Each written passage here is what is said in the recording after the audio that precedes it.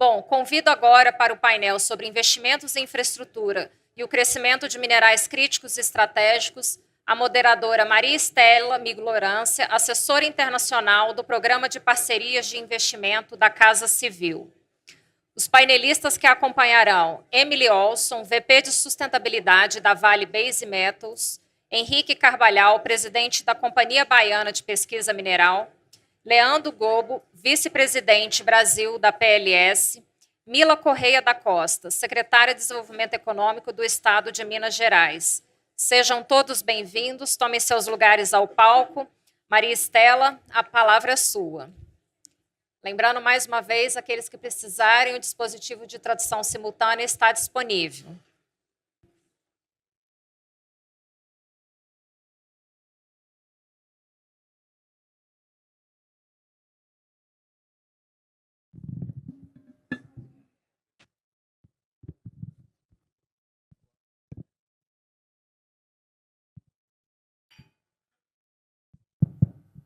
Bom dia, privilégio estar aqui, agradeço o convite no nome do Dr. Fernando.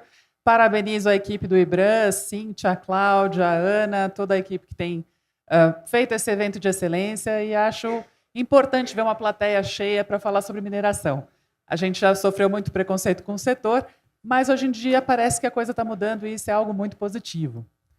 E hoje eu convido vocês para prestarem atenção aqui no nosso painel, porque realmente é um privilégio. A gente vai poder falar sobre investimentos em infraestrutura de vários setores diferentes. Então, por mais que as perguntas às vezes pareçam um pouco semelhantes, vale você ver pelo prisma do setor público. A gente tem a secretária Mila aqui de Minas Gerais, vale você ver sobre o lado de uma empresa estatal, com o Dr. Henrique da CBPM, e vale ver os investimentos feitos pela Vale, com a doutora Emily e com o Leandro da PLS. Então, prestem atenção no painel, aproveitem, mandem as perguntas, tá? E nós estamos aqui para começar. Eu gostaria de mandar aqui a primeira pergunta para a secretária Mila Costa Correia, que é secretária de Desenvolvimento Econômico do Estado de Minas, e a gente vai falar um pouquinho sobre quais são os projetos da secretaria para investir em infraestrutura sustentável e reduzir o impacto ambiental da mineração no transporte de minerais. Por que a gente faz essa pergunta? Quando o investidor ele vem de fora, ele foca muito no projeto dele, mas todo o entorno de infraestrutura é necessário para que esse investidor se sinta acolhido e sinta interesse em desenvolver a atividade aqui. Secretária, a palavra é contigo. Bom dia. Bom dia. Bom dia a todos e a todas. Queria agradecer ao IBRAM pelo convite, pela oportunidade de nós criarmos aqui um espaço de diálogo sobre todas as temáticas correlatas à mineração. E eu já começo contextualizando um pouco Minas Gerais. Todos vocês sabem que Minas é um estado que passou por 2 desastres relacionados à mineração, Mariana em 16, depois Brumadinho em 19. Isso, você começa falando do preconceito e dessa pecha da mineração.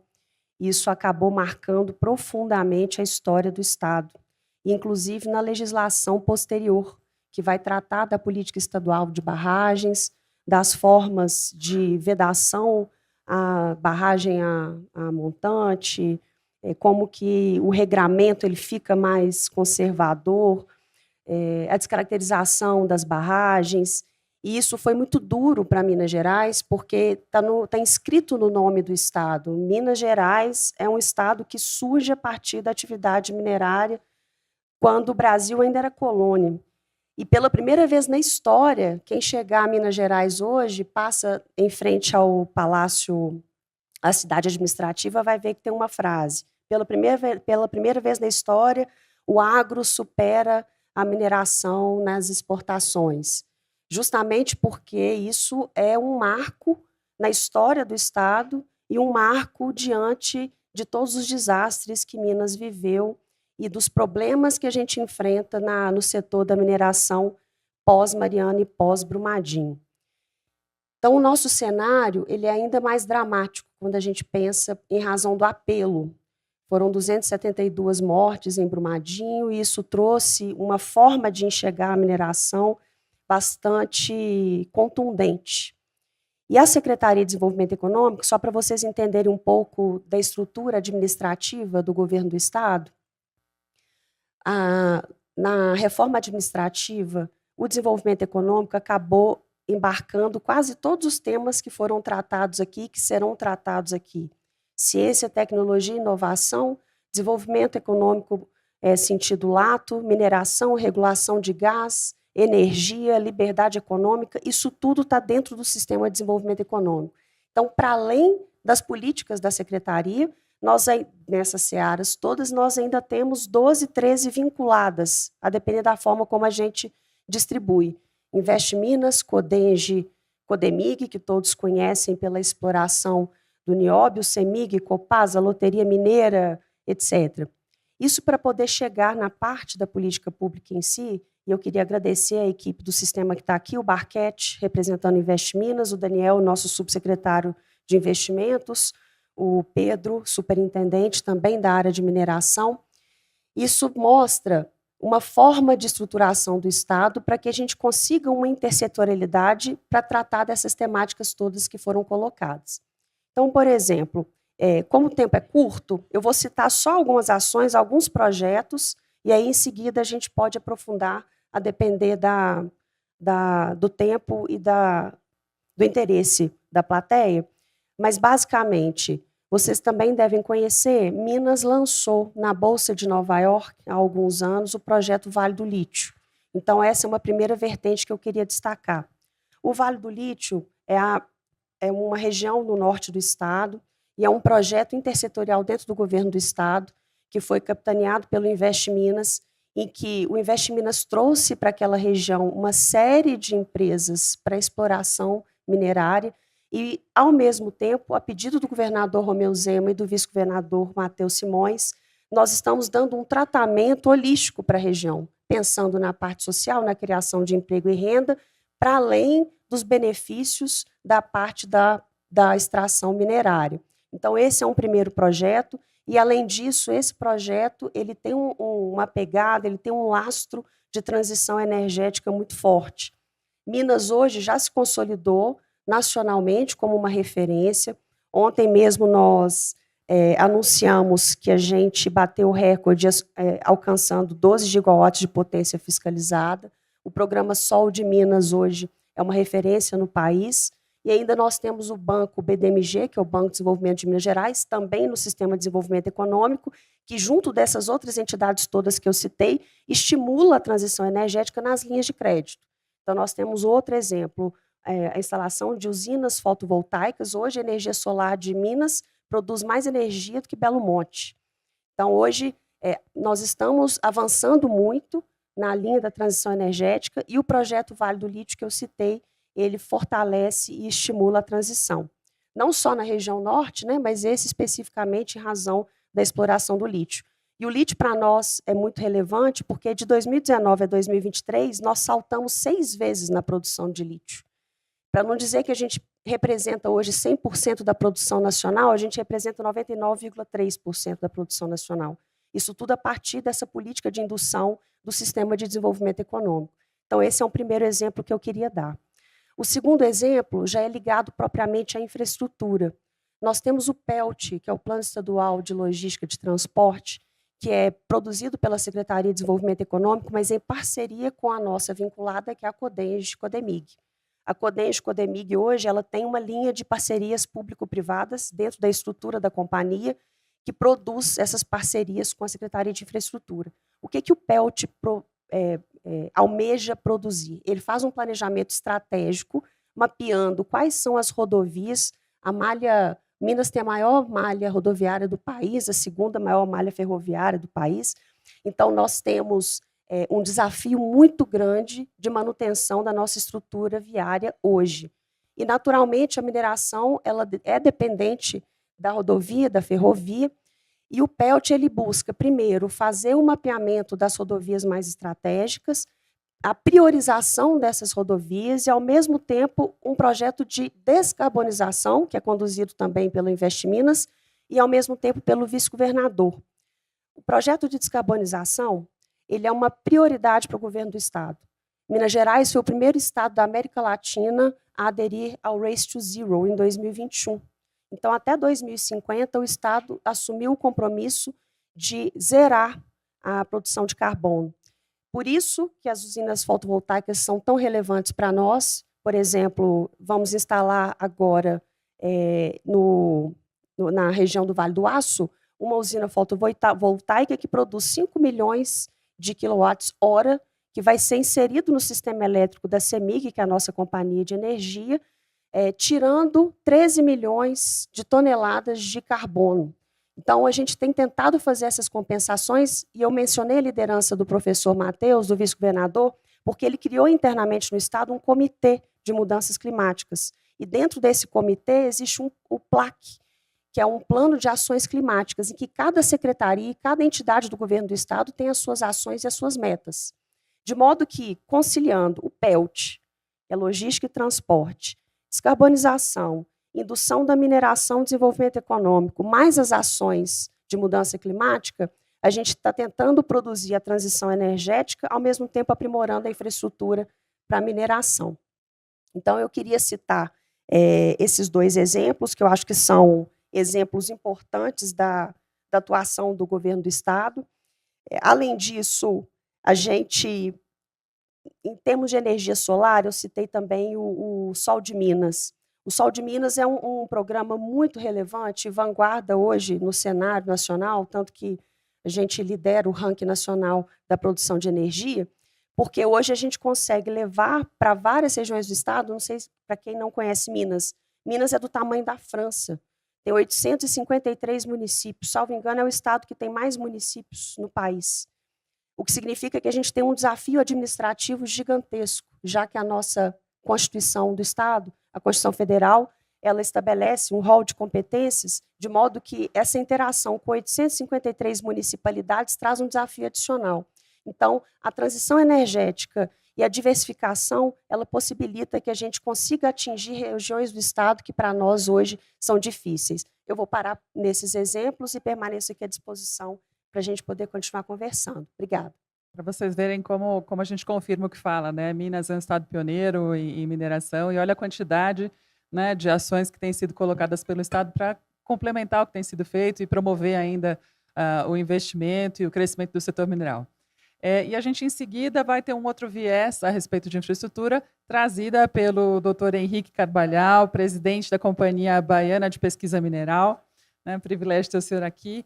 A CBPM é próxima bastante do PPI, nós estamos desenvolvendo um protocolo de intenções para atração de investimentos, e é muito, muito interessante trazer aqui o caso deles e perguntar, né, doutor Henrique, como é que funciona, já que a Bahia possui uma das maiores diversidades de minerais do país, inclusive quando se trata de minerais críticos estratégicos, e como a CBPM tem trabalhado para integrar esses projetos de infraestrutura que impulsionem não só o aproveitamento desses recursos minerais, mas também a verticalização das cadeias produtivas dos minerais críticos e estratégicos no Estado. Como que a Bahia tem agido? Bom dia a todas as pessoas aqui presentes. Queria saudar a Marinha, em primeiro lugar, e todas as pessoas que compõem esse painel. Saudar a diretoria da IBRAM, na figura aqui do nosso general Fernando Azevedo, mandando um abraço para o nosso querido presidente Raul Jugman, mas saúdo também todos os funcionários do IBRAM, essa instituição tão importante para o desenvolvimento da mineração no nosso país. Bom, a Bahia é o estado, sem dúvida, que possui a maior diversidade de minerais e tendo os minerais estratégicos de forma bem forte. Eu acho que, primeiro, a gente precisa pensar não só a infraestrutura, quando a gente imagina os portos, as estradas, as ferrovias, até porque, aproveitando aqui, ontem, por coincidência, chegou no porto, no Ceará, um forno vindo da China. Esse forno será levado para o município de Irecê. Por que chegou no Ceará? Né? Porque na Bahia a gente não tem um porto do tamanho de receber aquele navio que está trazendo esse forno. O que é esse forno? Esse forno vai para o município de Irecê, onde nós temos uma mina de fosfato. Essa mina de fosfato foi uma mina em que nós da CBPM desenvolvemos e encontramos muitas dificuldades. Para você ter ideia, tinha uma estrada em cima da mina, deixaram construir um anel viário em cima da mina. Estava no PDDU do município a proibição de 1 quilômetro de um lado e 1 quilômetro do outro dessa mesma estrada de atividade mineral. Tinha uma escola em cima da mina, tinha poste da Chesf, poste da empresa, né, de energia da Bahia, e nós conseguimos resolver isso tudo. esse forno está chegando, em abril do ano que vem, inicia a operação industrial do processo de mineração verticalizado, e nós vamos produzir fosfato para toda a Bahia se tornar independente da importação de fertilizantes fosfatados, e vamos produzir 30% do que o Norte-Nordeste do Brasil precisa. Estamos avançando, inclusive, poderemos aumentar muito mais esse processo produtivo. Falando em resíduo, inclusive, o resíduo que é calcário, no remineralizador, vai ser aproveitado. Inclusive, nós iremos estar investindo em fundo perdido em educação na região, 10 milhões de reais, mais 4 milhões por ano, só do calcário remineralizador. Isso fruto de um trabalho de pesquisa, de desenvolvimento e, acima de tudo, de ação da CBPM. Então, nós precisamos entender que, muitas vezes, a infraestrutura também precisa estar na estrutura do Estado, burocrática, que permita facilidade para que projetos possam ser desenvolvidos. E no Estado da Bahia, a gente vem atuando dessa forma, graças à mudança na forma de atuação da CBPM. A CBPM foi constituída na década de 70, como vários estados brasileiros possuíam, né? Eram empresas para iniciar o processo de pesquisa, para depois a iniciativa privada desenvolver. Ao longo dos anos, essas empresas foram sendo extintas. E a CBPM não foi extinta porque, exatamente, nós entendemos a necessidade de dar a ela uma conotação de, em primeiro lugar, uma empresa de produção efetiva mineral. E depois de ser uma empresa de fomento, e também, naturalmente, quando a gente se produz, se pesquisa, a gente vai continuar desenvolvendo as pesquisas. Mas é importante a gente frisar que os estados brasileiros, e a CBPM pode servir como exemplo disso, precisa criar para que essas condições favoráveis possam acontecer. Quando a gente fala de minerais estratégicos, quando a gente fala em minerais críticos, é óbvio que a humanidade clama pelo avanço das pesquisas, pelo avanço do aproveitamento desses minerais para a transição energética. Mas o Brasil e o nosso povo brasileiro clama ainda mais, porque a gente precisa aproveitar esse momento importante para que a gente possa fazer isso. Mas, para tal, a gente precisa investir em pesquisa, a gente precisa investir em ciência e tecnologia, nós precisamos investir no processamento desses minerais aqui mesmo. E aí eu dou um outro bom exemplo da Bahia.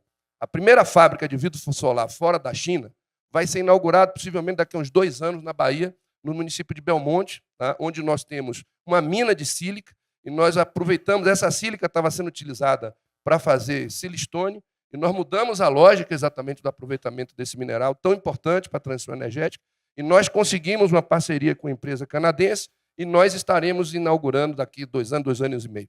Mas foi fácil? Não foi. Como é que a gente vai chegar num município que está lá no extremo sul, né, bastante isolado, as condições para você instalar uma fábrica de alta tecnologia? Então, foi a CBPM que buscou a parceria dentro do governo do Estado, a empresa de gás da Bahia, a Bahia Gás, vai levar um gasoduto com 27 quilômetros do ponto onde ele possui lá, para que essa indústria possa ser instalada, e dessa forma nós estamos avançando na transição energética, na utilização dos minerais, mas focado, portanto, também nesse processo de verticalização.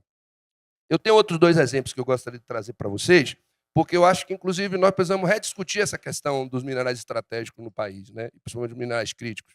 O fosfato e os minerais que possam ser utilizados na agricultura, eu acho que a gente precisa pensar também como dar a eles o destaque necessário para que a gente possa avançar. Mas, por exemplo, produtos que possam estar em processo inicial e que tenham uma relevância para esse momento que o mundo está vivendo é também importante. Por exemplo, nós, na CBPM, identificamos uma empresa chamada Brasil Iron. Essa empresa, ela, de fato, realizou ações que foram contestadas na relação com as comunidades, etc., mas era um investimento de 5 bilhões de dólares. E o que é que eles vão fazer? Eles vão produzir HBI. Então, ou seja, nós não podíamos, a CBPM, a Bahia perder um investimento de 5 bilhões de dólares. E aí nós, nessa nova roupagem, nessa nova lógica, assumimos o papel de assessorar a empresa, de poder montar a estrutura do projeto, que possa, teve erro, vamos consertar. Se tem problemas, vamos resolvê-los. E dessa forma a gente poder desenvolver um projeto dessa magnitude. Por isso que, inclusive, o outro exemplo que eu queria dar, para ser rápido e não tomar o tempo aqui, nós possuímos uma fronteira dos minerais estratégicos muito grande no norte da Bahia, e pegando o Piauí, inclusive. São áreas que a CBPM já tem muito bem avançada a pesquisa, e nós entendemos que, em função da importância, da relevância do que a gente tem lá, a gente precisava criar condições estruturais de atrair com maior rapidez os investimentos para a gente poder tirar esses minerais do solo. Então, nós estamos mandando para a Assembleia Legislativa, só aguardando a decisão final do governador, um projeto de lei, onde a gente pode se associar a empresas privadas, a fundos de investimento A gente já está até pensando numa construção de uma empresa chamada Cebedina, que seria uma empresa de investimentos, para que a gente possa atrair esses recursos, porque nós possuímos, de fato, um grande depósito dos minerais da transição, com um teor bastante significativo e que, sem dúvida, trará grande riqueza. O desafio agora é exatamente a gente conseguir conciliar essa exploração mineral com a atração de investimentos também para o processamento desses minerais na Bahia e no Brasil. Obrigado. Obrigada, doutor Henrique. Os canais de acesso e os portos da Bahia estão qualificados no PPI, então a gente está movimentando o que pode pelo governo federal. E se você tem alguma intenção em investir, em incrementar o seu investimento em algum projeto, conheça os projetos de infraestrutura do governo federal, entre no site do PPI, entre no site do PAC. Nós estamos aqui como governo justamente para deixar essa informação clara para você, iniciativa privada, ou para você, governo de estado, que quer promover o seu investimento, quer conhecer um pouco mais sobre as estruturas logísticas que têm sido bastante melhoradas aqui por meio de concessões, PPPs. Então, convido vocês a conhecerem os nossos sites, a conversarem conosco e verem o quanto tem sido feito. Acho que, às vezes, a gente não consegue divulgar o ponto positivo e a agenda positiva que o Brasil tem se movimentado. E, para nós, é um prazer e é o nosso dever, né? E agora a gente vai ter um lado privado a respeito de investimentos de infraestrutura.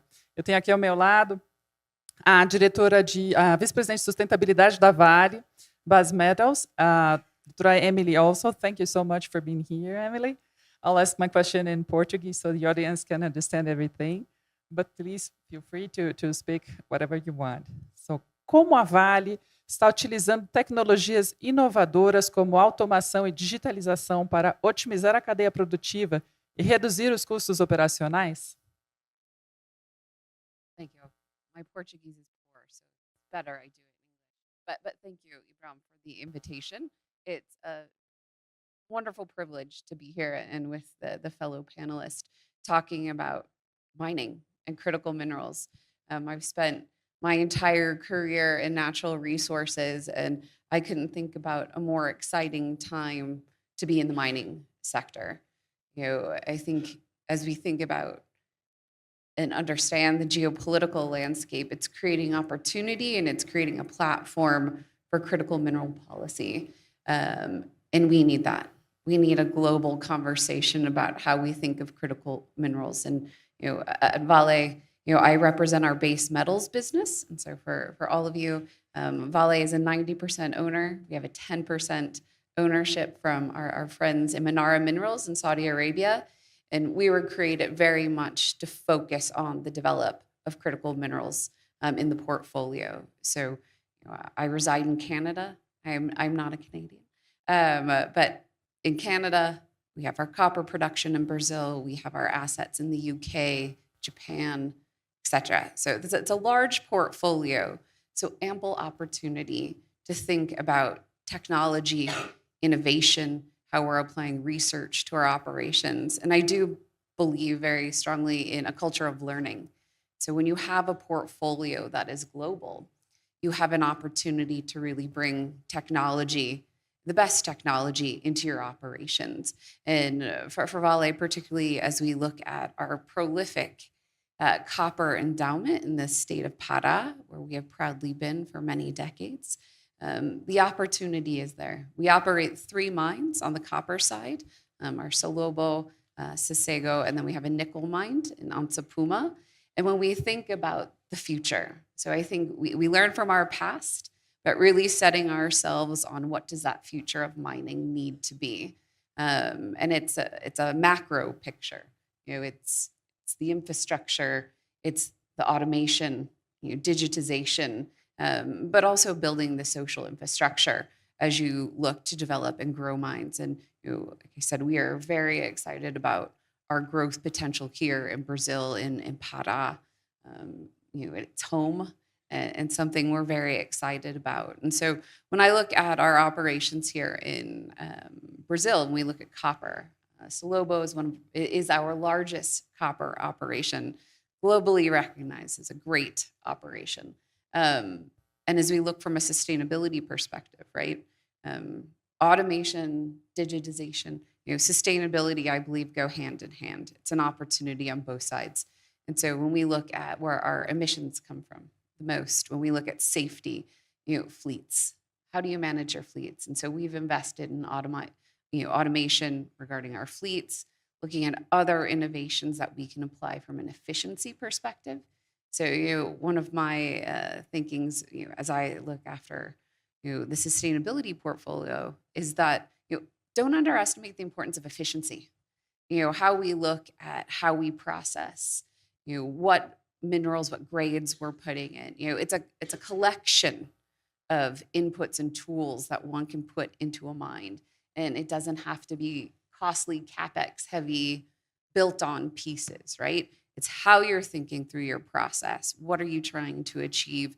And so when we look at our global emissions targets, targeting our fleets, it's really important. And so how we automate those fleets, it's a safety, priority. And so there's a lot of upside, I think, moving forward as you look at what that mine of the future looks like in the next 20 years. Will you have significantly automated fleets? The innovation you're seeing, even in the last 5 years coming into critical minerals, I think we are going to have a world of innovation come to our fingertips. And I think, I spent 15 years in the oil and gas sector, and coming into mining, really thinking about that technology driver. Oil and gas had the advantage of, a little bit ahead on the innovation side, right? Customer-facing business. And so how are we applying and learning from different sectors as well, so we can move at pace and at scale with some of our innovations? And looking at our control rooms in Brazil and Canada, across, how are we upgrading our refineries? How are we upgrading the processes, right? I think there's a lot of room to go as well. I think that's the exciting part of this stage of critical minerals policy and development, is how we're looking at the next phases of that innovation. Autonomy is fantastic. It's where the sector is going. How we look at electrification. We have a furnace that we're bringing online in our nickel operations near Orlandia. And that's 85 megawatts electric furnace, right? So how are we thinking about things in the macro, and how are we managing and applying innovation across the portfolio? So where we have opportunity in Canada to bring technology into Brazil, where we can learn from the Japanese on process efficiencies, how we're able to share that technology and innovation across our portfolio, I think will be a differentiating factor for us as we grow into the future. Thank you so much. É interessante verificar essa ideia de processos, procedimentos, e de que como grandes empresas conseguem trazer exemplos de fora para aplicar aqui no Brasil e nos processos que têm sido realizados aqui no Brasil, né? E a gente vai ter agora o privilégio de ouvir o Dr. Leandro falar um pouquinho sobre a PLS, que é bastante grande lá fora e está com a coragem de vir investir no Brasil, né? Ele que é vice-presidente Brasil na PLS, executivo de mineração há 15 anos. Né? Por favor, Leandro, fala um pouquinho sobre quais são os principais investimentos que a PLS está realizando para aumentar a produção de minérios críticos e estratégicos, essenciais para a transição energética e tecnológica, e como esses investimentos impactarão a produção futura e a infraestrutura no entorno dos projetos. Obrigado. Bom dia, Emily, Henrique, secretária Mila. Bom dia a todos. Obrigado, IBRAM, pela gentileza do convite. Toda vez que o evento é do IBRAM, a gente sabe que vai ser um sucesso, que vai ser lindo. Né? Fenomenal o trabalho que o IBRAM tem feito, cada vez melhor. Então, parabéns, obrigado. Eu queria só começar contextualizando um pouquinho sobre a PLS, contar para vocês do projeto e dos impactos que a gente tem, então, na infraestrutura. Meu nome é Leandro, eu sou vice-presidente Brasil da empresa, e a PLS se chamava, até pouco tempo atrás, Pilbara Minerals. Talvez alguns de vocês conheçam esse nome, né? Pilbara Minerals, e talvez não tenham ouvido falar ainda da nova marca, né, PLS. Mudou há poucos meses. Por que a gente mudou de nome? Por que a Pilbara Minerals mudou de nome? A Pilbara é a quarta maior produtora de lítio do planeta, atualmente, de acordo com os números do último ano. Só que a Pilbara não faz só mineração, ela também está na cadeia dos químicos, né? A Pilbara tem uma participação em uma joint venture com a POSCO, numa planta de hidróxido na Coreia do Sul, e uma parceria com a Ganfeng para alguns estudos de downstream provavelmente para um desenvolvimento mundial, global, ainda em andamento, e um estudo muito interessante de uma tecnologia proprietária, inédita, da Pilbara, que a gente chama de midstream, em parceria com a Calyx. Nós temos uma planta piloto que vai ser finalizada agora no próximo mês e vai começar a entrar em produção para a gente testar a tecnologia.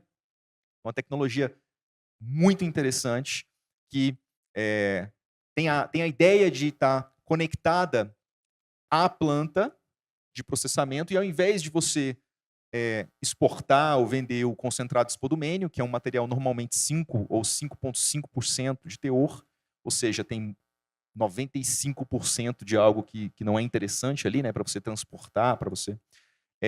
você consegue concentrar para acima de 90% e já sai da planta com um ganho muito grande. Essa é a ideia da tecnologia, uma tecnologia inédita. Não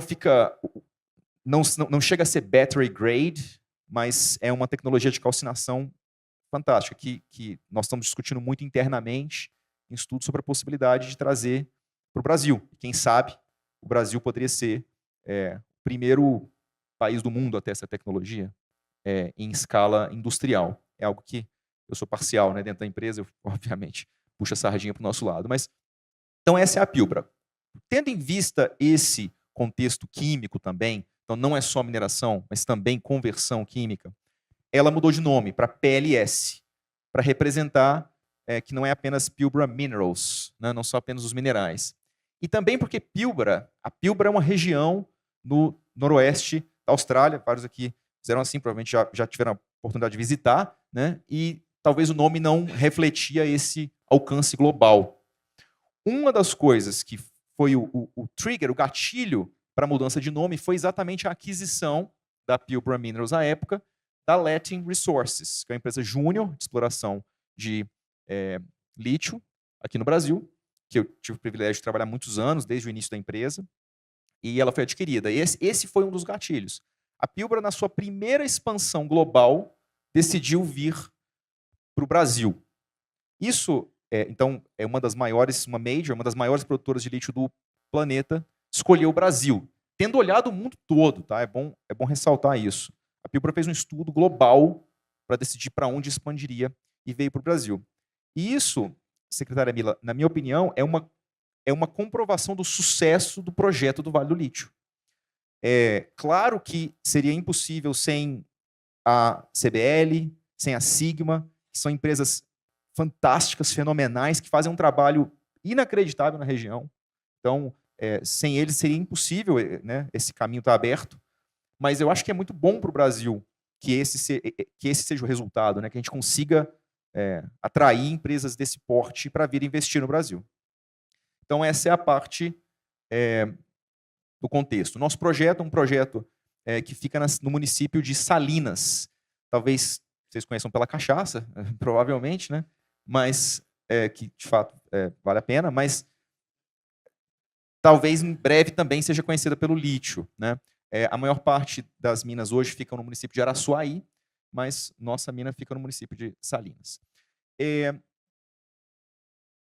No Vale do Lítio. Mas eu queria só agora entrar um pouco na parte da infraestrutura, né, que foi a pergunta. Bom, tendo contextualizado, o Vale do Lítio, na verdade, é o Vale do Jequitinhonha, né? Eu família da região, eu sou de lá, então para mim é pessoalmente bem fácil falar sobre isso.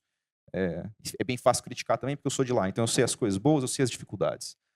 É o Vale do Jequitinhonha, mas também chamado, se você pesquisar um pouquinho, você vai ver o nome Vale da Miséria, né? Uma das regiões mais carentes, mais pobres do Brasil.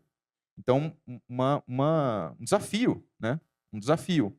Quando a gente fala de uma região que realmente não tinha um nível de desenvolvimento de infraestrutura muito, apesar dos excelentes esforços do governo do Estado de Minas, falta muita infraestrutura, né, nessa região, no Vale do Jequitinhonha. E eu acho que aí entra uma discussão muito interessante, que eu achei fenomenal do IBRAM, de colocar empresas privadas aqui junto com o governo para discutir infraestrutura. Porque eu acho que tem muitas empresas que entendem que, olha, infraestrutura é um problema do Estado. O Estado que se vire com estrada, com água, com eletricidade, coloque as condições no lugar e a iniciativa privada virá. Eu não acho que nós não acreditamos que essa seja a postura adequada para uma empresa que tem um impacto significativo em qualquer sociedade que chegue, né? A gente acredita que é parte da conversa, sim, as empresas privadas auxiliarem, dentro do possível, dentro do que elas puderem fazer, desenvolver, sim, essa infraestrutura. Afinal de contas, se ela vai capturar o lucro no futuro, nada mais justo do que haver um retorno, um impacto social também relevante. Isso, para mim, também é muito importante. Medir esse impacto que a gente vai ter. Lá em Salinas não é uma cidade histórica de mineração. Não tem mina, nunca teve. Nós construímos um centro comunitário lá 2 anos atrás, quando a gente começou a exploração, exatamente para instruir a população. A gente levava todas as escolas, todas as salas das escolas municipais, das escolas estaduais, das universidades. Venham aqui, vem para o nosso centro comunitário. Deixa eu te explicar como é que é uma mina. Deixa eu te explicar os impactos positivos que isso pode ter para a sociedade salina. Deixa eu te explicar os impactos negativos que a construção de uma mina pode ter. Então, esse é o cenário, esse é o contexto. E, sob a perspectiva de infraestrutura, então, do que a gente pode fazer, tem uma lista de coisas que nós já estamos fazendo, que eu vou contar à medida que a gente ande, mas eu queria começar só com uma, se me permitir, antes de passar a palavra, que é a água. A região do norte de Minas Gerais é uma região que se encontra em conflito hídrico. A água é um assunto muito sério no Vale de Jequitinhonha, muito sério, né? Não pode ser levado de qualquer forma. Mas, para nosso benefício, lá em Salinas, há uma barragem que se chama Barragem de Salinas. É um reservatório muito grande. Foi uma perenização do rio, desenvolvida há décadas atrás, com o objetivo de incentivar pelo governo a agricultura naquela região, e é uma barragem que se encontra subutilizada. De fato, é impressionante, na verdade, o tamanho da barragem que existe numa região que está em conflito hídrico. O nosso projeto é um projeto que pretende usar 0,7% da capacidade daquele sistema hídrico. Então, o impacto é no máximo, né? Se mede assim, com o limite máximo. Então, o impacto é pequeno. Mas olha que interessante, a gente estava falando sobre os desastres, né, ambientais. E a gente tem uma questão de licenciamento, de regularização das barragens, né? Hoje, eu posso falar porque é público, existe um debate entre alguns órgãos, município, estado, quem vai bancar essa barragem, quem vai fazer os estudos, porque a gente precisa adequar a barragem às novas leis agora, para assegurar que não aconteça nenhum desastre como aconteceu. Então, eu vou dar o primeiro exemplo do que a gente tem feito como infraestrutura. Nós estamos participando de um projeto de composição, junto com o Estado, o Ministério Público de Minas Gerais, e a ideia, o processo está acontecendo ainda, mas o que a gente gostaria de fazer é que nossa empresa, seja responsável pelo custeio de todos os estudos os estudos técnicos de reavaliação da barragem para adequá-la a essa nova realidade legislativa. Isso é uma coisa que a gente acha que é fantástico para a comunidade local, para a segurança de todos.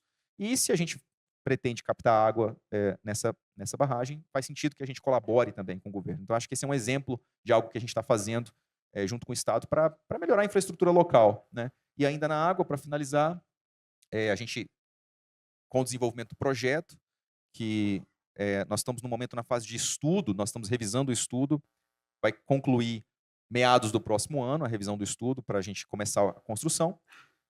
A gente fazendo a captação na barragem de Salinas, a gente construiria um pipeline, uma adutora de água, e nosso projeto, nosso plano é que essa adutora possa ser utilizada pelas pessoas, pelos agricultores locais que estejam próximo da adutora. Então, já que nós vamos fazer esse transporte de água, então que a gente possa também beneficiar com essa água quem está lá próximo.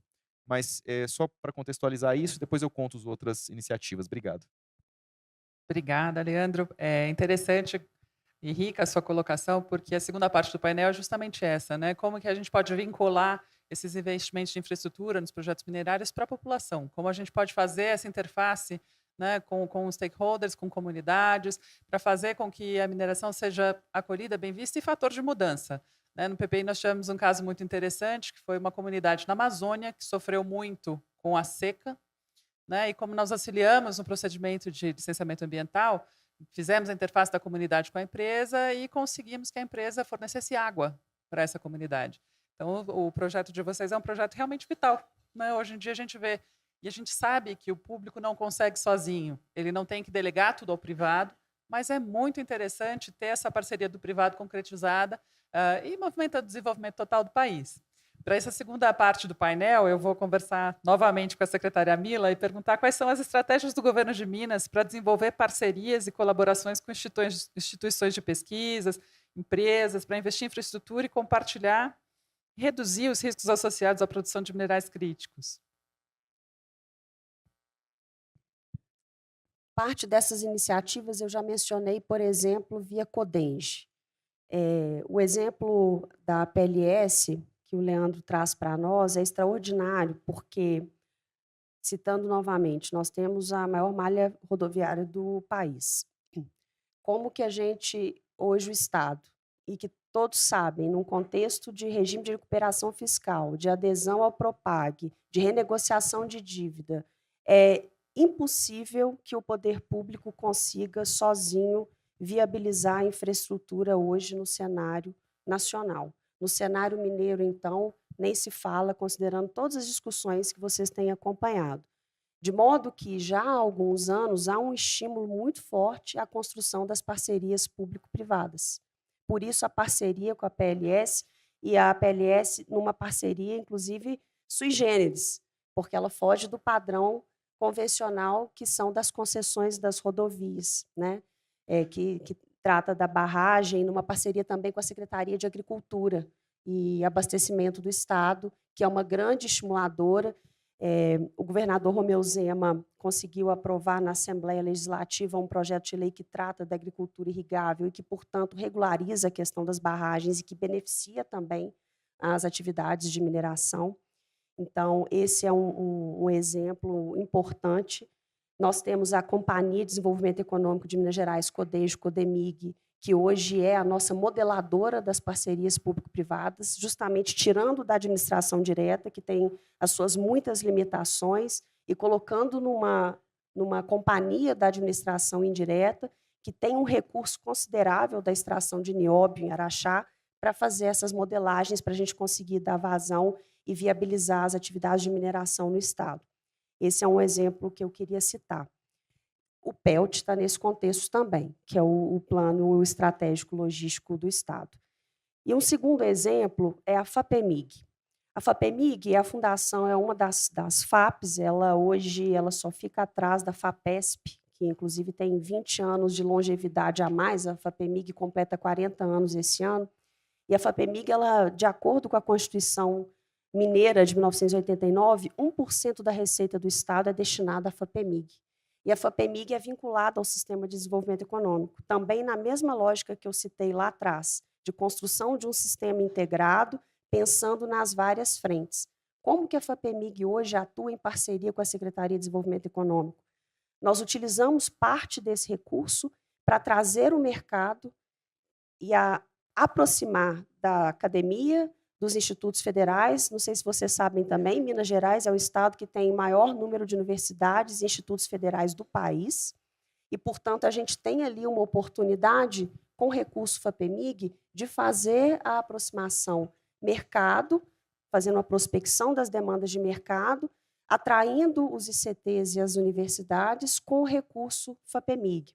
Então, na segunda-feira, nós lançamos o edital Compete Minas, que é um edital que vai destinar uma parte do recurso FAPEMIG, por exemplo, para as empresas, para pesquisas de ciência e tecnologia, e aí a gente tem o escalonamento dos critérios e das pontuações conforme o envolvimento dos institutos federais, das universidades e ainda com a novidade de incluir agora cooperativas e micro e pequenas empresas, para além das médias e grandes empresas. Então, queria citar esses 2 exemplos, e a FAPEMIG não só o Compete Minas, tem o Come to Minas e outros editais, em razão desse redirecionamento da Fundação de Amparo, voltada para o mercado e para a atividade econômica. Obrigada, secretária. Interessante conectar, né, o painel anterior com esse painel, o pessoal do MCTI, da CETEM, falando sobre pesquisa, sobre necessidade de aplicação dessas pesquisas e ver como Minas tem feito um trabalho de casa de uma maneira bem positiva. Eu vou fazer uma pergunta agora para a PLS e para a Vale. Né, eu gostaria de saber como as instituições de vocês estão trabalhando com stakeholders locais, governos, comunidades, para garantir que os investimentos de infraestrutura beneficiem não só a empresa, mas também as regiões onde elas operam. Leandro, você começou falando um pouquinho do exemplo anterior da barragem, pode dar seu segundo exemplo agora, e em seguida, Emily, a palavra é sua. Obrigado. Eu vou dar alguns exemplos, então. Vou começar ficando feliz com o comentário da secretária quanto aos institutos federais. Um dos requisitos dentro de licenciamento ambiental é que você tem um viveiro, né, para recuperação. Quando você faz o resgate da fauna, resgate da flora, você precisa de um viveiro, você precisa de um veterinário para fazer esse trabalho ambiental. E o que nós decidimos fazer lá no município de Salinas, ao invés de construir o nosso viveiro, que é comumente feito, né, nós fizemos uma parceria com o Instituto Federal do Norte de Minas Gerais para revitalizar o viveiro do Instituto e usá-lo em conjunto com a gente, mas com projetos sociais também, para as escolas, para que a gente revitalize o viveiro e possa fazer esse resgate dentro do Instituto Federal. Para ser bem honesto, nossa experiência com o Estado de Minas Gerais e com o município de Salinas tem sido extremamente positivo na parte de relacionamento e de viabilizar esse tipo de solução, que são soluções positivas para ambos os lados, né? Vou dar alguns outros exemplos. A região é uma região que não tem tantos aeroportos. Os municípios de Vitória da Conquista, na Bahia, e Montes Claros são os mais próximos da região do Vale de Jequitinhonha. Mas agora nós, em parceria com o município de Salinas, fizemos um estudo na pista do aeroporto de Salinas, para que a gente possa expandir o aeroporto. O município também conseguiu conversar com o governo federal, e hoje nós temos voos diretos de Belo Horizonte para Salinas. Por enquanto é um Caravan monomotor, mas em breve a gente espera, provavelmente até o final do ano, início do ano que vem, que a Azul comece a voar os aviões da Embraer maiores deles, de 70 lugares, seria fenomenal. Então esse é um exemplo. Nós fizemos esse investimento, nós nos beneficiamos, porque agora a gente tem um voo direto, mas a população se beneficia também, todos se beneficiam de ter uma conexão a mais, né? A Azul foi muito parceira também em fazer esse desenvolvimento. Falando ainda da cidade de Salinas, a secretária Mila falou que Minas Gerais é o estado que tem o maior número de municípios.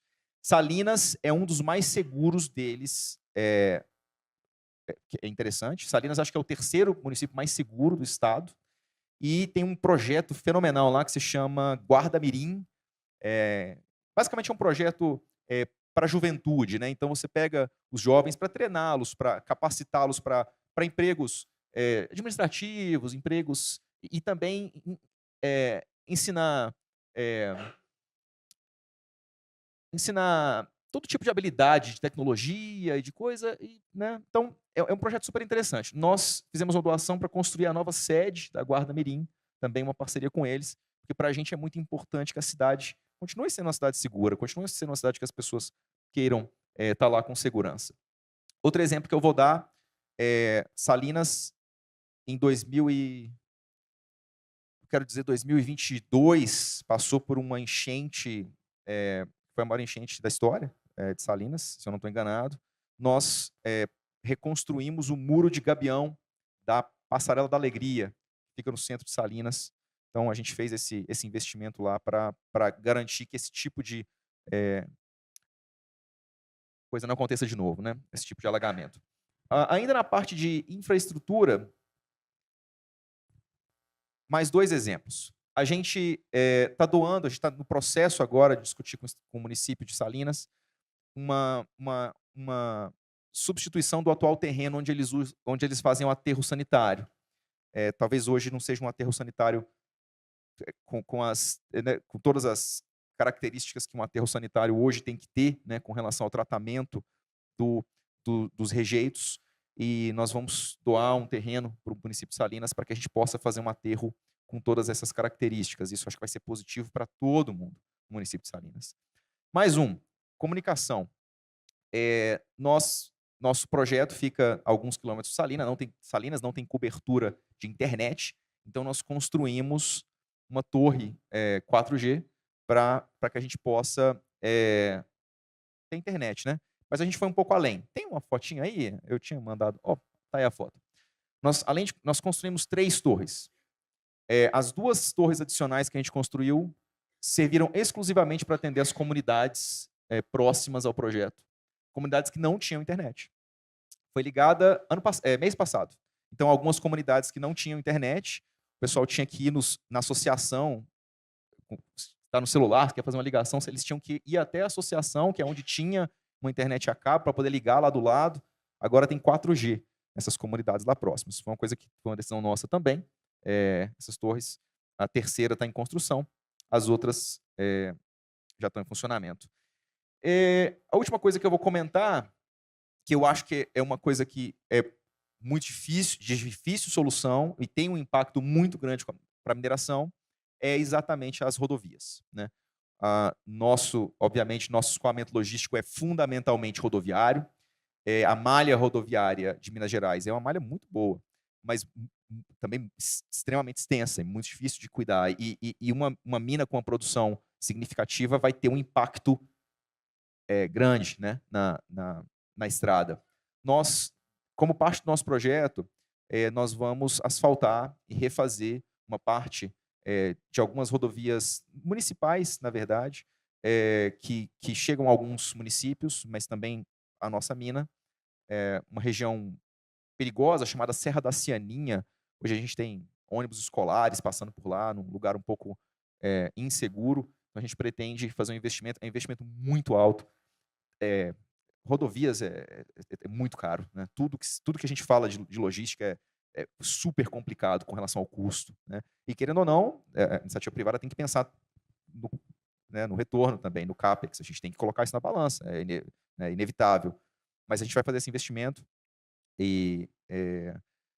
Mas esse eu acho que é um desafio, assim. Eu acho que a parte da estrutura rodoviária é algo que certamente precisa do apoio do Estado. Eu só vou completar, tem outros exemplos, mas eu acho que tá bom. Eu só vou completar dizendo que não pode parecer também que a mineradora, quando quer desenvolver um novo projeto, greenfields, em um lugar que não tem mina, ela vai ficar responsável pela construção de toda a estrutura e a infraestrutura necessária para que isso aconteça.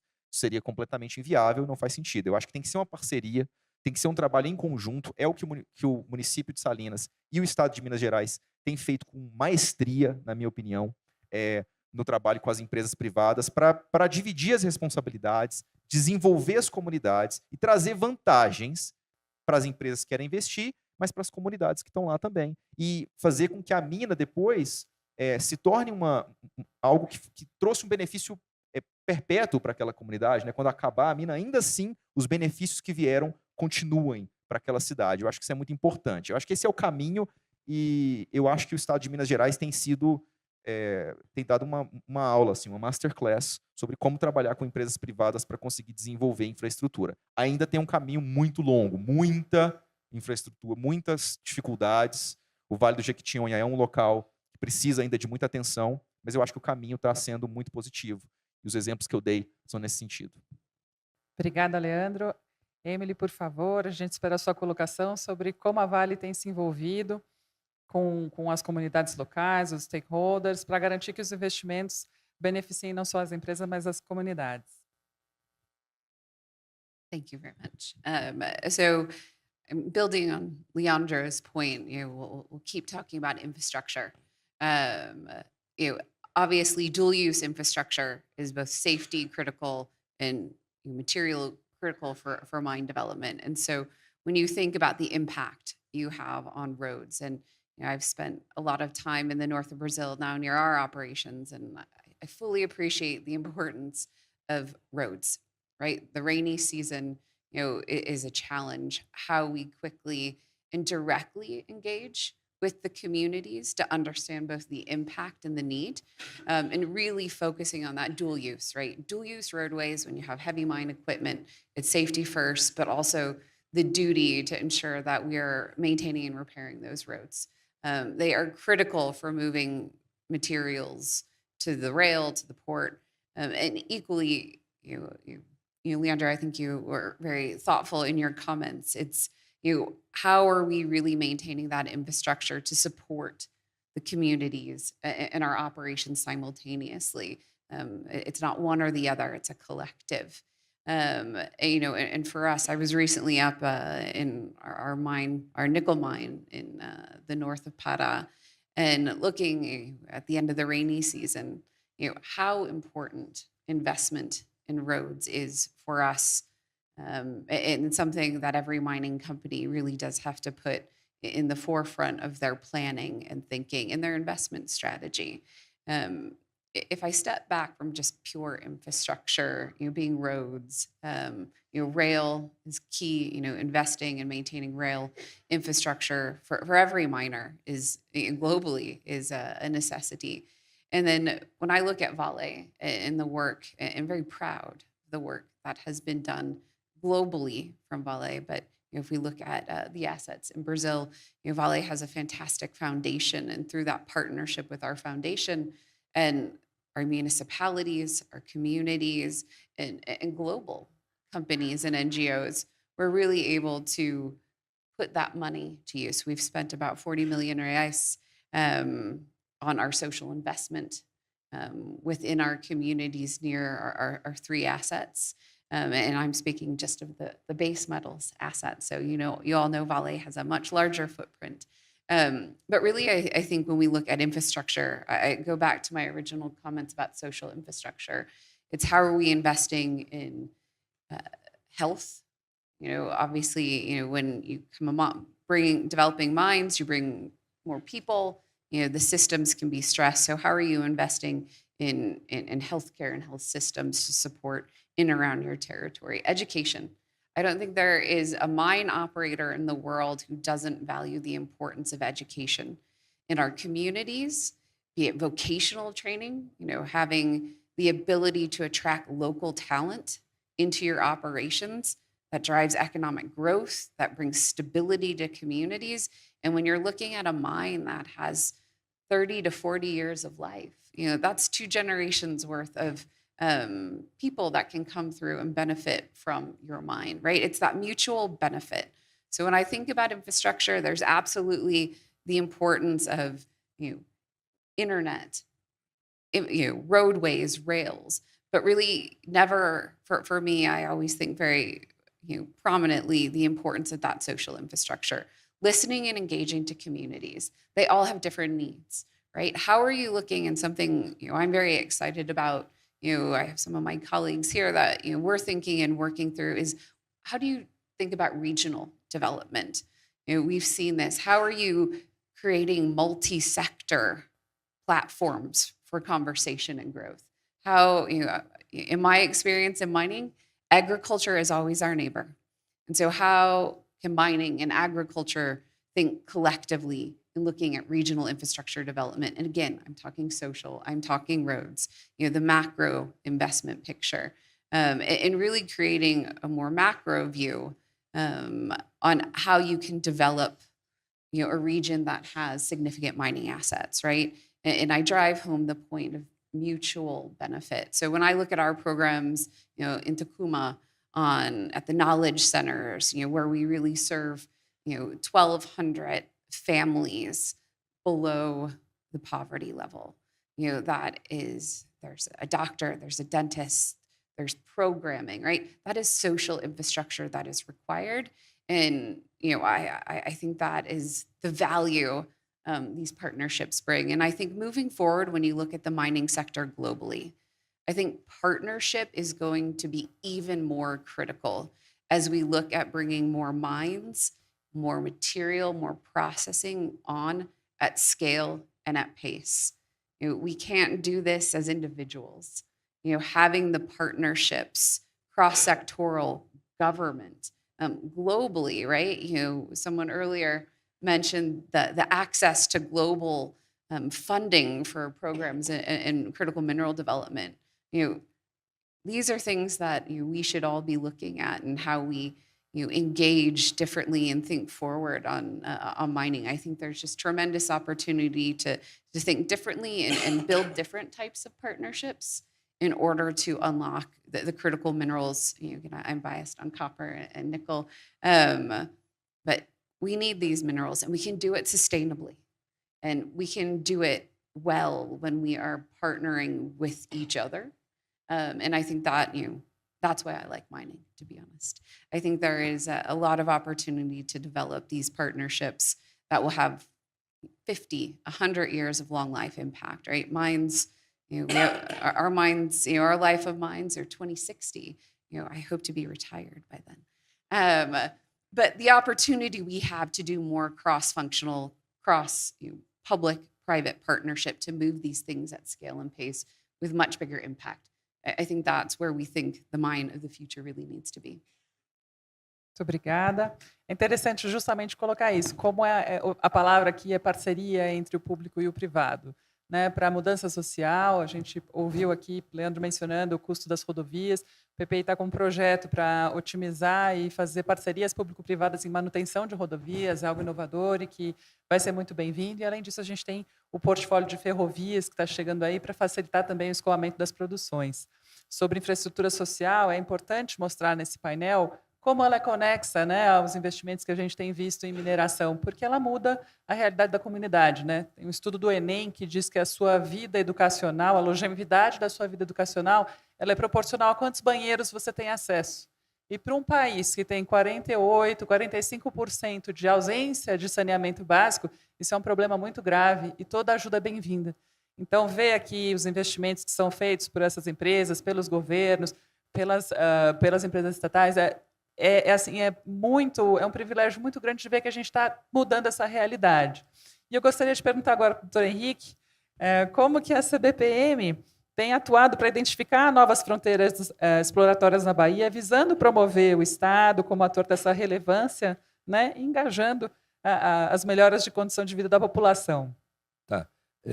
Aproveitando até, entrando no debate também do ponto anterior, que os colegas aqui levantaram, nós temos uma parceria assinada com a Companhia das Docas, e isso possibilitou, inclusive, que fosse desenvolvido um projeto que o ministro dos Portos esteve na Bahia recentemente, anunciando os investimentos bilionários, né, no desenvolvimento de hidrovias, avançando também na qualificação dos portos, mas tem algumas questões que tem que ir além disso. Né? Por exemplo, nós desenvolvemos um projeto da hidrovia do Sobradinho. Até há pouco eu tinha dito que uma das nossas grandes fronteiras de minerais críticos estratégicos está no norte da Bahia, inclusive fazendo fronteira com o Piauí.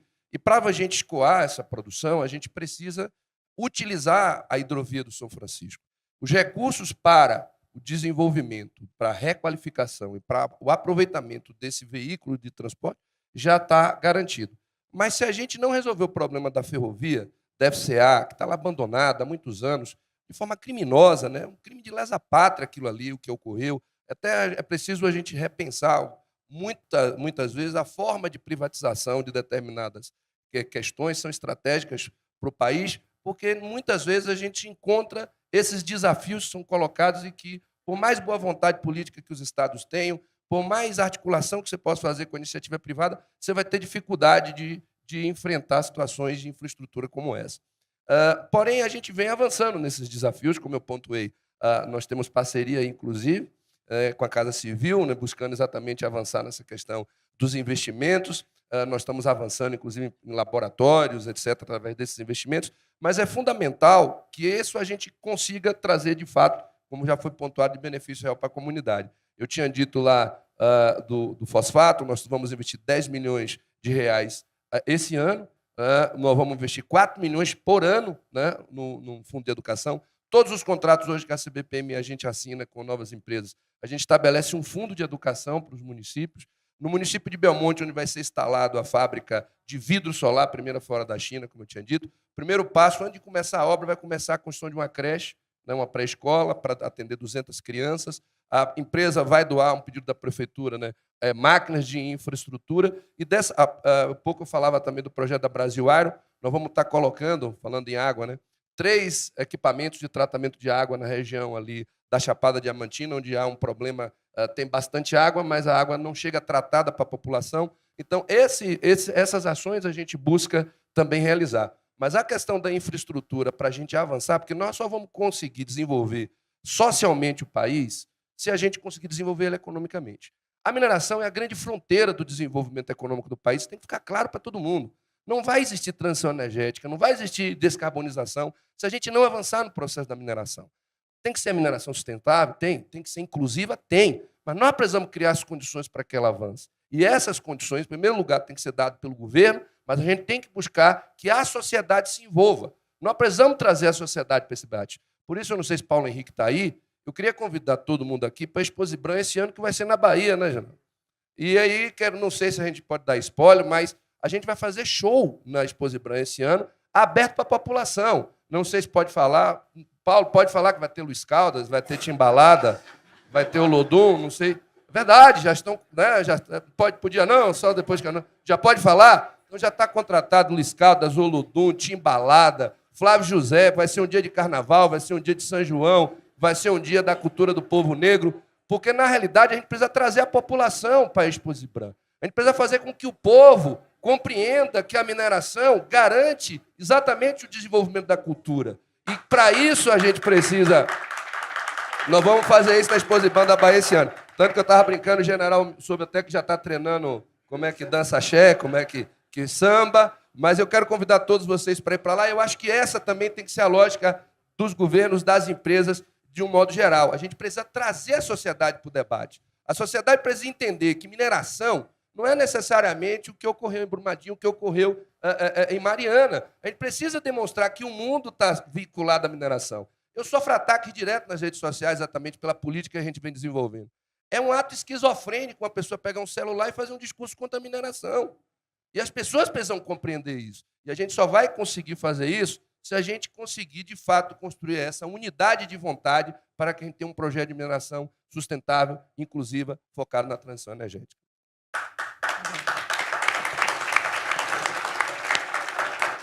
Olha, gente, concorrer com o meu painel vai ser difícil, né? Porque a gente tem, além das duas super agradáveis aqui, secretária e Emily, a gente tem a cachaça de Salinas e o carnaval fora de época na Expo Zibran em Salvador.